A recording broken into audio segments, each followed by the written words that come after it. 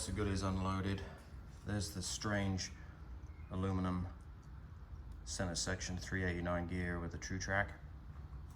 Here's the Mustang frames, third link frame. We've got an export brace here. These are going to be the rear brakes for the full floater. Oh, we got some nice, good looking billet drop spindles there. We got some rear shocks, front shocks. Here's all the front brake stuff, front suspension. Got the tools all lined up, ready to go. So let's start hanging some goodies.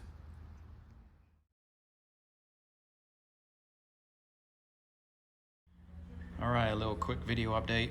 We've got the housing here. It's going to be our full floater housing. We've got the strange aluminum differential case in there with a true track and a 31 spline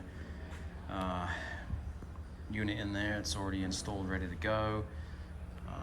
We got the front suspension already hung.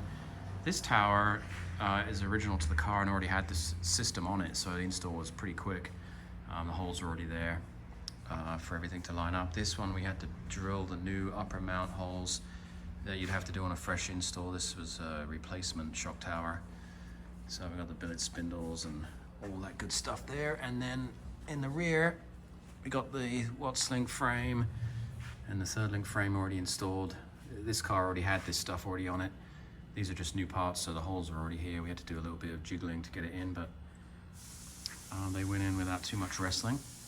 So we're gonna hang some shocks and trailing arms from these now and then lift the rear end up into position.